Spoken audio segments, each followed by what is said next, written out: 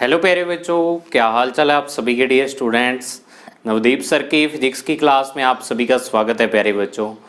तो देखिए प्यारे बच्चों, जो अपने चल रहा था फिजिक्स का चैप्टर नंबर 5 जिसका नाम है इलेक्ट्रिक करंट, ठीक है ना। तो अपने इसका पार्ट नंबर आज 16 डिस्कस करने जा रहे हैं, जिसमें अपने एक नया टॉपिक स्टार्ट करेंगे। और वो वाला टॉपिक आपने पहले जैसे 2 बार किया हुआ है, बिल्कुल उसके जैसा सही है, लेकिन थोड़ा सा उससे अलग है। हालांकि डेरिवेशन वगैरह सब कुछ ही उससे अलग है, लेकिन नाम उसका सेम ही है उनके, ठीक है। तो देखो आज का जो अपना टॉपिक है वो है combinations of a cell, combination of a cells, ठीक है। तो यानी कि आपने पहले कैपेसिटर का कॉम्बिनेशन किया था चैप्टर नंबर 4 में, इसी चैप्टर में आपने रेजिस्टेंस का कॉम्बिनेशन किया, और आज जो अपने करेंगे अब सेल को कॉम्बिनेशन करेंगे। जैसा कि आप प्रीवियस वीडियो में पढ़ चुके हो, इलेक्ट्रिक सेल क्या होता है, टर्मिनल वोल्टेज क्या होती है उसकी, इलेक्ट्रोमोटिव फोर्स या ईएमएफ क्या होता है, ये सारी चीजें आप पढ़ चुके हो, ठीक है। तो इस टॉपिक को करने से पहले आपको ये वाली सारी चीजें आनी चाहिए, फिर ही आपका ये वाला टॉपिक हो सकता है बच्चों। तो अगर आपने वो चीजें नहीं तैयार तो पीछे वाली वीडियो देख के उनको जरूर तैयार कर लें, फिर ही आपका ये टॉपिक क्लियर होगा, ठीक है। तो अब देखो अपने सबसे पहले अपने क्या है इसकी डेफिनेशन पढ़ते हैं। अभी कॉम्बिनेशन ऑफ सेल होता क्या है, कॉम्बिनेशन करते हैं सेल का वो क्या होता है। तो कॉम्बिनेशन सेल का 2 टाइप का होता है। आपने पढ़ा हुआ है कि कॉम्बिनेशन 2 टाइप का ही पढ़ा आपने हर जगह, और वही 2 टाइप यहाँ पे होंगे। पहला कॉम्बिनेशन इसमें आज अपने करेंगे सीरीज कॉम्बिनेशन ऑफ सेल्स, यानी कि उनको सीरीज कॉम्बिनेशन में कंबाइन करें। तो सीरीज कॉम्बिनेशन में कंबाइन कैसे करते हैं सेल्स को। रेजिस्टेंसेस को तो आपने कर दिया था कि एक रेजिस्टेंस के लास्ट जो एंड है उसको दूसरे के फर्स्ट एंड से, फिर दूसरे के सेकंड एंड को थर्ड के फर्स्ट एंड से, यानी कि इस प्रकार से अपने कनेक्ट कर देते हैं। तो वो क्या हो जाता था, सीरीज कॉम्बिनेशन हो जाता था। अब सेल को सीरीज कॉम्बिनेशन में कैसे लगाएं वो देखो आप, कि सबसे पहले डेफिनेशन पढ़ो इसकी, फिर आपको उस डायग्राम के थ्रू बताता हूं मैं कि the combination of 2 or more cells in which first terminal of a cell is connected to opposite polarity terminal of another cell and so on is called series combination of cell. यानी आपको पता है एक cell के 2 terminal होते हैं, ठीक है। सेल या बैटरी के 2 टर्मिनल होते हैं, एक पॉजिटिव टर्मिनल होता है और एक नेगेटिव टर्मिनल होता है। ये चीज आपने पढ़ी हुई है, ठीक है। तो अब अपने क्या करें कि 2 सेल्स को इस प्रकार कनेक्ट करें कि फर्स्ट का जो एक टर्मिनल है दूसरे के अपोजिट पोलैरिटी वाले टर्मिनल, मतलब फर्स्ट का अगर पॉजिटिव है तो दूसरे का नेगेटिव। अपोजिट पोलैरिटी का मतलब यहाँ पे क्या है, पॉजिटिव और नेगेटिव से, ठीक है। तो जैसे यहाँ पे मैंने 2 सेल्स दिखा रखे हैं, और यहाँ पे आपको सबसे मेन चीज जो याद रखने वाली है वो यही है, मैंने पिछली वीडियो में भी बताया था कि अगर मैं कोई सेल ऐसे बना देता हूं तो ये कंप्लीट एक रेजिस्टेंस और ईएमएफ इसका क्या है, ये कंप्लीट एक सेल को शो करता है। ऐसे नहीं भी यहाँ पे रेजिस्टेंस आप अलग कर दोगे, सेल को अलग कर दोगे, कभी भी ऐसे नहीं होगा। ये दोनों मिल के एक कंप्लीट सेल को शो करते हैं, ठीक है ना। तो अपने क्या करेंगे यहाँ पे बिल्कुल उसी तरीके से 2 सेल लेंगे जिनके इंटरनल रेजिस्टेंस क्या है, R1 R2 है, और इनके ईएमएफ है वो E1 और E2 है, ठीक है। अब इनको कनेक्ट कैसे किया है कि देखो इसका जो नेगेटिव टर्मिनल था इसके पॉजिटिव से, और इसका जो पॉजिटिव टर्मिनल था वो इस प्रकार वायर के थ्रू क्या कर दिया इसके नेगेटिव से, यानी पॉजिटिव नेगेटिव से और नेगेटिव पॉजिटिव से। इस प्रकार अगर अपने कनेक्ट कर दें सेल्स को तो वो क्या हो जाएगा, सेल का सीरीज कॉम्बिनेशन हो जाएगा। समझ आई बात इतनी आपको। अब अपने क्या करना है, इसके लिए फॉर्मूला निकालना है। सीरीज कॉम्बिनेशन का पता कैसे लगेगा, सेल के टर्मिनल चेक करने हैं आपको, पता लग गई इतनी बात। अब देखो नेक्स्ट क्या है, नेक्स्ट अपने को इसका फॉर्मूला निकालना है। तो फॉर्मूले में सबसे ज्यादा दिक्कत यही रहती है कि अपने क्या चीज फाइंड करनी है। जैसे अपने अगर कैपेसिटेंस की बात करें तो वहां पे इक्विवेलेंट कैपेसिटेंस फाइंड की थी, ठीक है। जब अपने रेजिस्टेंस की बात करते हैं तो वहां पे इक्विवेलेंट रेजिस्टेंस फाइंड किया था, आर इक्विवेलेंट की वैल्यू, चाहे वो सीरीज हो चाहे पैरेलल हो, हर एक में अपने इक्विवेलेंट निकाला था। अब सेल में अपने को क्या करना पड़ेगा, 2 चीजें फाइंड करनी पड़ेगी। एक तो इक्विवेलेंट ई यानी इक्विवेलेंट ईएमएफ, ठीक है, और दूसरी चीज आर यानी इक्विवेलेंट क्या आ जाएगा, internal resistance, equivalent internal resistance. ये 2 चीजें अपने को फाइंड करनी पड़ेगी। इसको ई इक्विवेलेंट बोलेंगे और इसको आर इक्विवेलेंट।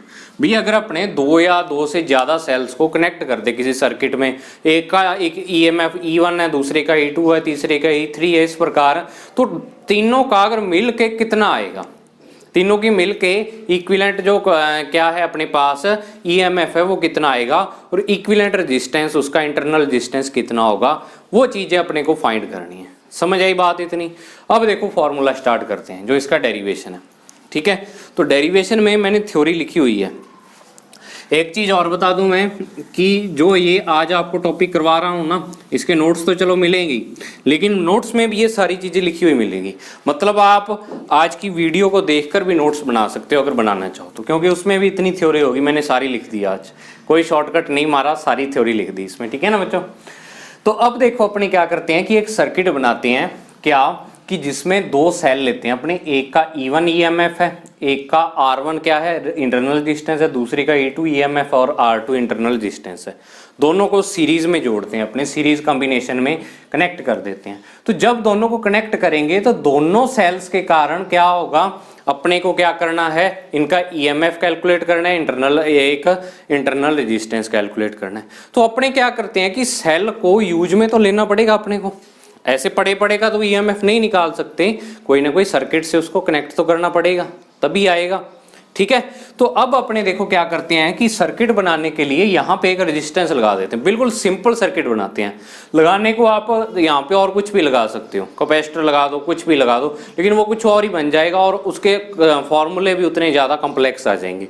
तो आपकी बुक में रेजिस्टेंस लगाए हुआ सबसे सिंपल यही है, यहाँ पे रेजिस्टेंस लगा दिया, रेजिस्टेंस लगा के और इसको कनेक्ट कर दिया, तो ये सर्किट कंप्लीट हो गया। अब ये सेल क्या है, इलेक्ट्रिक करंट को फ्लो करने लगते हैं। ठीक है ना, इलेक्ट्रिक करंट को फ्लो करने लगते हैं।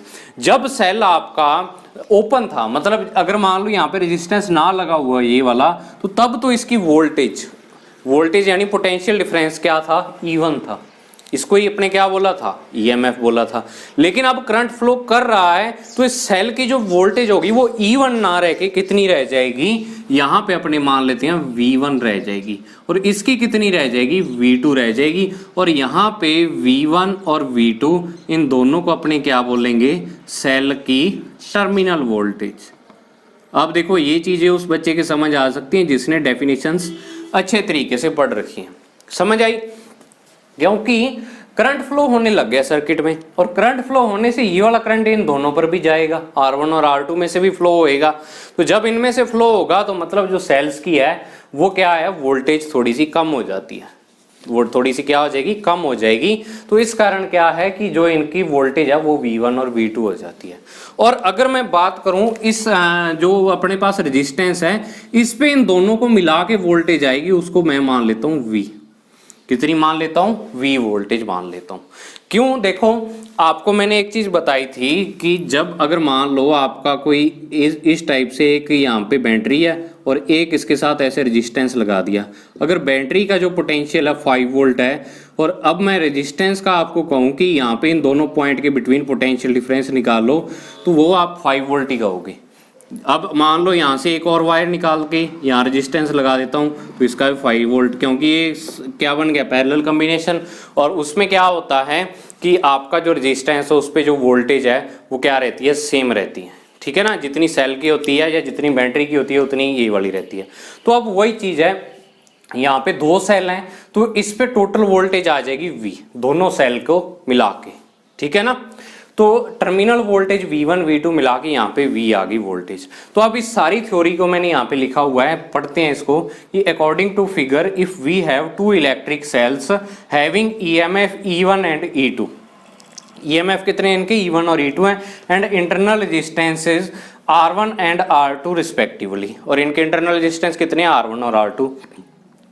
Late a resistance capital R is connected with these cells, इसको कनेक्ट कर दिया अपने कैपिटल R को, and let terminal voltage across this resistance is capital V, यानी कि इस जो रेजिस्टेंस है इसके क्या है, टर्मिनल वोल्टेज है जो इसके एंड्स पर वो कितनी है अपने पास, वो रह गई है यहाँ पर V। ठीक है ना, कैपिटल V क्या है, यहाँ पे टर्मिनल वोल्टेज आ रही है। तो अब देखो अपने, मैं यहाँ पे एक चीज लिखता हूं, अगर मैं यहाँ पे लिखूं, स्टार्ट करते हैं आप फॉर्मूला कि terminal voltage of first cell first cell की टर्मिनल वोल्टेज की अगर बात करूँ V1 तो वो क्या हो जाएगी E1 माइनस आई R1, E1 माइनस आई R1। कैसे कि टर्मिनल वोल्टेज और जो इसमें क्या है टर्मिनल वोल्टेज और जो EMF है इन दोनों के बिटवीन रिलेशन क्या होता है V1 बराबर E माइनस, ये वाला रिलेशन आपने पढ़ा था ना कल, टर्मिनल वोल्टेज और जो मैंने बोर्ड पर करवाया था E माइनस आई आर होता है, I इसमें करंट फ्लो हो रहा है। और एक चीज़ आपको मैं यहाँ पे बताना चाहूँगा कि जो यहाँ पे करंट फ्लो हो रहा है I, वो दोनों सेल्स के कारण करंट फ्लो हो रहा है, ठीक है ना। मतलब क्या है कहने का कि अगर मान लो इस सेल में से I1 करंट आ रहा है, इस सेल में से I2 आ रहा है, तो यहाँ पे मिलके देखो, अगर मान लो यहाँ से I2 करंट चले इस साइड, I2 करंट इधर चले और इसमें से इसमें घुस जाएगा I2 और ये खुद का कितना है इसका I1, तो ये I बराबर I1 प्लस I2 हो जाएगा। लेकिन अपने फॉर्मूले को इतना ज़्यादा बढ़ाना नहीं, I1 I2 में उलझ जाएंगे फिर, क्योंकि E1 E2 है ही पहले, R1 R2 है, तो फिर बहुत ज़्यादा लंबा फॉर्मूला हो जाएगा। तो अपने एक ही करंट मानते हैं और वो करंट इन दोनों सेल्स का कंबाइन है I। समझ आई बात। अब बिल्कुल इसी तरीके से terminal voltage of second cell, दूसरे सेल की टर्मिनल वोल्टेज V2 बराबर E2 माइनस आई R2, ठीक है, ये आ जाएगी। अब जो क्या है कि नाउ अकॉर्डिंग टू फिगर यानी डायग्राम से अगर देखें अपने तो V बराबर V1 प्लस V2 के इक्वल आ जाएगा, क्योंकि जो इस पे टर्मिनल वोल्टेज है ये वाली वोल्टेज प्लस ये वाली, इन दोनों के सम के इक्वल इस पे आएगी टोटल, तो V is equal to V1 plus V2 की इक्वल आ जाएगी। अब आप यहाँ पे क्या करो V1 और V2 की ये वाली वैल्यूज पुट कर दो, तो देखो क्या आ जाएगा V की वैल्यू, V बराबर E1 माइनस आई R1 और प्लस में E2 माइनस आई R2, यही आ जाएगी यहाँ E1 माइनस आई R1 और यहाँ पे E2 माइनस आई R2। अब इसको देखो ऐसे लिख रहा हूँ मैं, E1 E2 को कंबाइन E1 प्लस E2 और माइनस में I R1 प्लस R2। कैसे लिखा कि इस R1 R2 इन दोनों में से माइनस का I कॉमन ले लिया, R1 प्लस R2 रह गया और E1 और E2 पड़े हैं। समझ आई इतनी बात। अब देखो क्या है, नाउ फ्रॉम ओम्स लॉ, इसको इक्वेशन दे दो, कोई इक्वेशन फर्स्ट दे देते हैं। ओम्स लॉ से अगर मैं V की वैल्यू लिखूं तो V is equal to I R के इक्वल आएगा, क्योंकि देखो R रेजिस्टेंस है, I इसमें से करंट फ्लो हो रहा है, तो इस V की वैल्यू आई आर की इक्वल आएगी या नहीं आएगी, आएगी ना, आई आर के इक्वल। तो अब देखो V is equal to I R और इस V की जगह पे ये आई आर रख दो, इसको इक्वेशन सेकंड दे दो और यहाँ पे लिख दो putting the value of V from second to first में वैल्यू पुट कर देते हैं, तो I into R is equal to E1 plus E2 और माइनस में I R1 प्लस R2, ये आ गया, ठीक है। अब I वालों को एक साइड ले आओ, तो इधर क्या आ जाएगा IR प्लस में I R1 प्लस R2 और is equal to E1 plus E2। तो ये सारी टर्म को उठा के इस साइड ले आए तो सारी प्लस की हो जाएगी, प्लस की अपने लिख रहे हैं। अब इन दोनों में से देखो I कॉमन आ रहा है ना कॉमन इसमें से, तो I कॉमन आ जाएगा, ब्रैकेट में बचेगा R प्लस I यहाँ से गया तो ये क्या बचा R1 plus R2 is equal to E1 plus E2, ये आ गया, ठीक है। अब I की अगर मैं वैल्यू निकालूँ यहाँ पे तो ये आ जाएगी E1 प्लस E2 और अपॉन में आ जाएगा R plus R1 plus R2, ये सारा ब्रैकेट कहाँ चला जाएगा, इसके अपॉन में चला जाएगा, ठीक है। या फिर मैं इसको लिख सकता हूँ और I इज इक्वल टू, इसको लिख रहा हूँ ये देखो इस फॉर्म में, यहाँ पे capital R plus small r equivalent. अब आप कहोगे कि सर ये इक्वेशन आपने कैसे लिख दी, ठीक है। तो मैंने यहाँ पे क्या किया कि ये वाली वैल्यू है इसको E इक्विवेलेंट लिख दिया और ये वाली वैल्यू को R इक्विवेलेंट लिख दिया। यहाँ अपने लिख सकते हैं देखो where E equivalent is equal to, किसके इक्वल आ रहा है E1 प्लस E2, इसको बोलेंगे equivalent EMF in series combination, ठीक है। और R इक्विवेलेंट यहाँ पे क्या है, R इक्विवेलेंट आपका आ रहा है R1 प्लस R2, इसको बोलेंगे equivalent resistance in, equivalent internal resistance, यहाँ पे क्या लिख देना, internal resistance in series combination, ठीक है। तो ये चीजें आ गई हैं भाई। अपने को एक चीज ये पता लग गई भी, जब भी आपको क्या करना हो सीरीज कॉम्बिनेशन में इक्विवेलेंट ईएमएफ निकालना हो तो वो ईएमएफ किसके इक्वल आता है, दोनों के ईएमएफ के सम के इक्वल आता है। और अगर आपको क्या करना हो, इक्विवेलेंट आपको निकालना हो यहाँ पे रेजिस्टेंस, इंटरनल रेजिस्टेंस, तो वो भी क्या आता है, सीरीज कॉम्बिनेशन वाला फॉर्मूला ही आता है।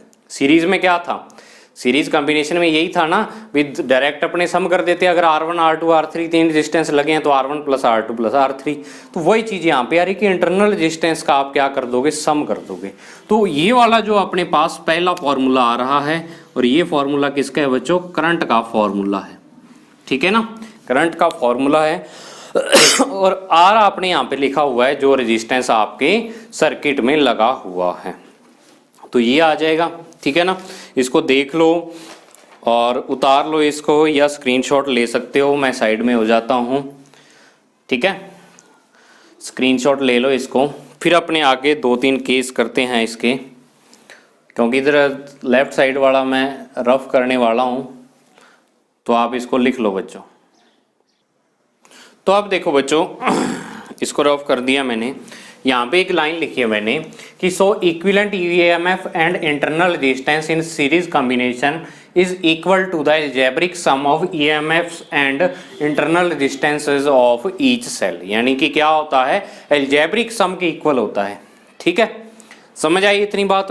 अब अपने क्या करते हैं, 2-3 कंडीशंस करते हैं, जो 2-3 क्या है मेन कंडीशंस है इसमें, यानी 2-3 स्पेशल केसेस दे रखे हैं, ठीक है।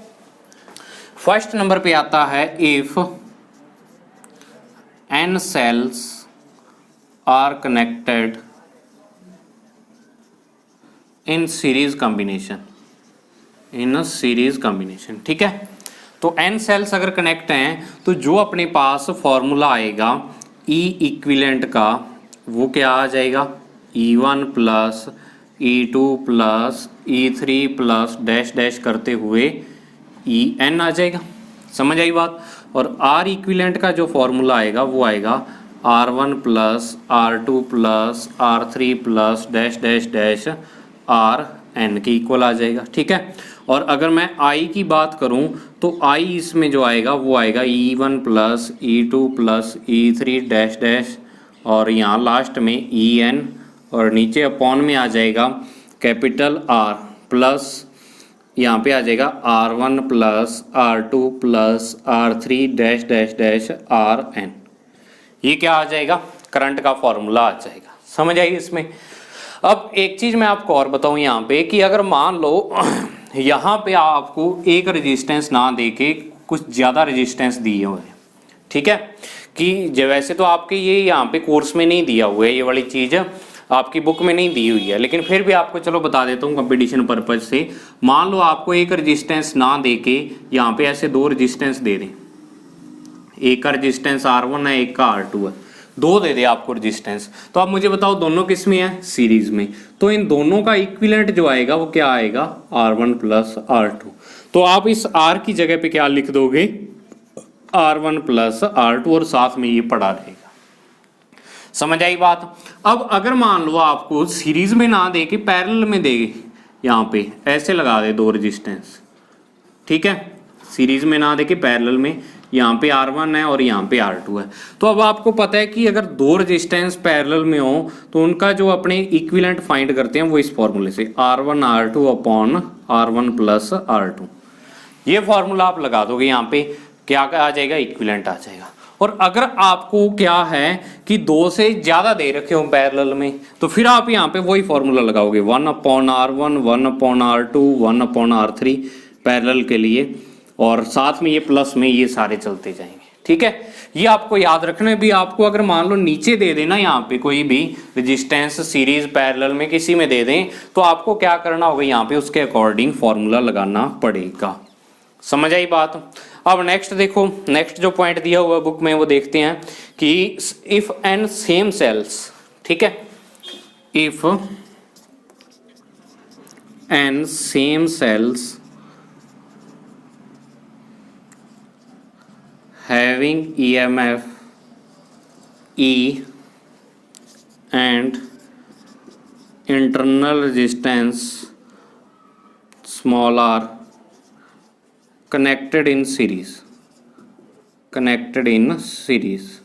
ठीक है। अगर E EMF वाले और स्मॉल r इंटरनल रेजिस्टेंस वाले n सेल कनेक्टेड हो, मतलब इक्वल सेल हो सारे वाले, ठीक है। तो अब देखो क्या हो जाएगा, आई की वैल्यू जो हो जाएगी या इक्विवेलेंट की वैल्यू पहले अपने निकाल लेते हैं। ई इक्विवेलेंट जो हो जाएगा वो आपके पास क्या आ जाएगा, E plus dash dash dash ई कितने टाइम्स, एन टाइम्स, तो ये आ जाएगा आपके पास एन इंटू में कैपिटल ई। समझ आई। और अगर आर इक्विवेलेंट में यहाँ पे कहूँ तो वो R plus R dash dash dash R N times ये आ जाएगा, ठीक है। तो जो यहाँ पे आ जाएगा एन स्मॉल आर आ जाएगा, ये आ जाएगा। तो अब अगर मैं आई की बात करूं तो आई आपके पास क्या आ जाएगा, एन ई और अपॉन में कैपिटल आर तो पड़ा ही है और यहाँ पे एन इंटू स्मॉल आर, ये आ जाएगा। समझ आई बात, ठीक है। या आपको ऐसे भी दे सकता है, ये एन ई ऊपर तो पड़ा ही है, अपने एन यहाँ से कॉमन ले लें। अब आपका हो गया कि सर इसके पास तो n है इसके पास नहीं है, तो इसको क्या करो, n से ऊपर नीचे मल्टीप्लाई कर दो। n से ऊपर नीचे मल्टीप्लाई करेंगे तो n अगर नीचे कॉमन आ जाएगा तो यहाँ तो बचेगा r और यहाँ बचेगा r अपॉन n, तो ये n से n कैंसिल हो जाएगा, तो e upon small r plus r upon n, ये भी इसका क्या आ जाएगा, फॉर्मूला आ जाएगा। तो आपकी बुक में तो ये वाला ही दिया हुआ है, n e अपॉन में r प्लस एन आर, ये अपनी तरफ से आप बना सकते हो, कोई इसमें दिक्कत नहीं है, ठीक है। अब थर्ड केस जो दिया हुआ है, इसमें थर्ड दिया हुआ है कि इफ जो आपका कैपिटल आर है वो वेरी वेरी ग्रेटर देन क्या है, स्मॉल आर हो, ठीक है। यानी कि जो आपका इंटरनल रेजिस्टेंस है वो बहुत ही ज़्यादा लेस हो, नेग्लिजिबल हो, ठीक है, बहुत ही ज़्यादा कम हो, या आप ऐसे कह सकते हो कि जो आपका सेल है वो क्या होएगा, आइडियल सेल हो। तो आइडियल सेल का इंटरनल रेजिस्टेंस 0 होता है, तो आइडियल सेल है। तो अब इस टाइम क्या हो जाएगा, अगर मैं बात करूं आपको भी इस आर की वैल्यू बहुत ही ज़्यादा कम है, तो जो ये आपका आर है ये very very greater than N R भी हो जाएगा इस स्मॉल सेल्स वाले में फॉर्मूले में। तो ये क्या हो जाएगा, कैपिटल आर इस एन आर से बहुत ज़्यादा बड़ा हो जाएगा। तो इन दोनों का जो सम है वो अपने अप्रोक्सीमेट इक्वल लिख सकते हैं कैपिटल आर के, ठीक है। क्योंकि मान लो कैपिटल आर आपके पास 10,000 ओम है, 10,000 ओम है, और इस स्मॉल आर की वैल्यू 0.0001 ओम है। तो अब इसको क्या करो, चाहे आप 100 से मल्टीप्लाई कर दो, वो 0.01 में रह जाएगी, उसको 10,000 में ऐड करो तो अप्रोक्सीमेट वो 10,000 ही पड़ा रहेगा, ठीक है। तो ये वाली इस कंडीशन में ये वाली वैल्यू को अपने क्या लिखेंगे, R plus small N R को कैपिटल आर ही लिख सकते हैं। तो जो आई की वैल्यू आ जाएगी एन ई अपॉन में आर आ जाएगी। यानी इसी का ही स्पेशल केस है ये वाला, इसी का स्पेशल केस है भी इसमें अगर क्या हो अपने पास स्मॉल आर की वैल्यू बहुत ही ज़्यादा कम हो। तो ये कुछ फॉर्मूले आपके पास जिसमें क्या अपने करंट निकाल रहे हैं और इक्विवेलेंट रेजिस्टेंस और इक्विवेलेंट ईएमएफ निकाल रहे हैं। एक चीज़ मैं आपको और लास्ट में बताता हूँ, ये यहाँ पे कंप्लीट हो गया, इसका स्क्रीनशॉट लेना चाहो मैं साइड में हो जाता हूँ, स्क्रीनशॉट आप ले सकते हो इसका। तो जाते जाते मैं एक बात आपको बता जाऊँ जो इसमें काम की है कि इससे आगे अपने क्या करेंगे, इसका पैरेलल कॉम्बिनेशन पढ़ेंगे, पैरेलल कॉम्बिनेशन वाला टॉपिक है। लेकिन आपको क्या है, जितना आपकी बुक में दिया हुआ बस उतना ही पढ़ो, क्योंकि ये टॉपिक ना ही ज़्यादा कंपटीशन में डिटेल में आता है और ना ही ज़्यादा बड़ी क्लासों में जाके आता है। ये टॉपिक जितना यहाँ पे दिया हुआ है बस वो सफिशिएंट आपके लिए, आगे ज़्यादा कहीं नहीं काम आएगा, थोड़ा बहुत काम आ सकता है, जो इसके बेसिक फॉर्मूले बस वो काम आ सकते हैं। बाकी आपको उलझने की ज़रूरत नहीं है ज़्यादा इसमें डीपली भी, ऐसे कैसे होता है सर, इसमें आई का फॉर्मूला क्यों फाइंड किया आपने, कई बच्चे ये पूछ लेते हैं। तो जो फार्मूला जैसे बनाया वो तो वैसे ही फाइंड करना पड़ेगा। अब साइंटिस्ट ने बनाया ही आई का फॉर्मूला है तो आई का ही नहीं फाइंड करेंगे इसमें, ठीक है ना। तो इस प्रकार के फालतू क्वेश्चन में आपको ना पढ़ के जितना आपको दिया हुआ है बस उतना अच्छे तरीके से तैयार करते जाओगे साहब। और उसमें अगर जो अच्छे तरीके से जो तैयार किया हुआ आपने उसमें अगर दिक्कत आती है तो पूछो। एक्स्ट्रा आपको कोई सोचने समझने की जरूरत नहीं है। जितने क्वेश्चंस बनते हैं उन सारों के मैं आपको आंसर यहाँ पे प्रोवाइड करवा देता हूँ पहले ही, ठीक है। उससे ज़्यादा आपको सोचने की ज़रूरत नहीं है, इतना का विश्वास आपको बनाना पड़ेगा। तो बच्चों ये था आपका आज का टॉपिक, मुझे बताना आप कैसा लगा टॉपिक। तो मिलते हैं अपने नेक्स्ट वीडियो में, तब तक के लिए thank you, have a nice day dear student.